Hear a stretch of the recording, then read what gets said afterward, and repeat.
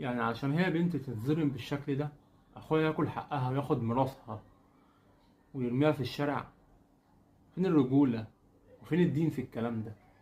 عارف السورة اللي بدأت بيا أيها الناس اتقوا ربكم الذي خلقكم من نفس واحدة؟ ربنا بدأ سورة النساء بكلمة اتقوا ربكم ليه؟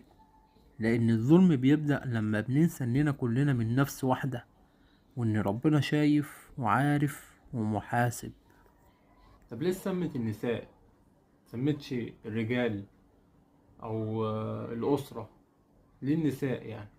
لأنها نزلت في وقت كانت الست ملهاش قيمة، كانت بتتظلم وتتحرم من الميراث، وحتى لو يتيمة محدش بيحن عليها.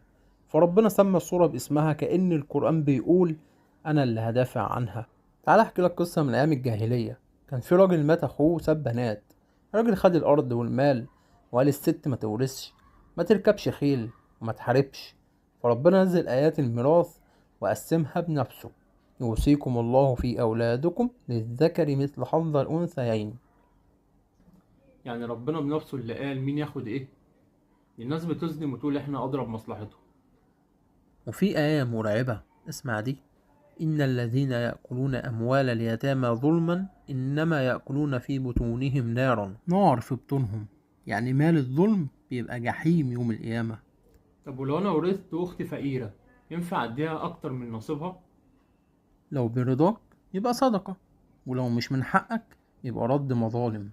لكن ما تزودش ولا تنقص من شرع ربنا، لأنك مش أعدل من العدل نفسه. يعني الصورة نزلت عشان تحمي الضعيف اللي مش قادر يرفع صوته؟ بالظبط. وفي صورة كمان ربنا بيؤمر بحسن العدل مع اليتامى: وآتوا اليتامى أموالهم ولا تتبدلوا الخبيث بالطيب. يعني ما تبدلش مالهم بمالك، ولا تاخد حقهم حتى لو قليل. سورة النساء مش مجرد احكام، دي رسالة من ربنا لكل قلب فيه ذرة عدل. لو في ايدك مال مش بتاعك رجعه. لو ظلمت اختك او بنت عمك او زوجة ابوك، حاسب قبل ما تتحاسب.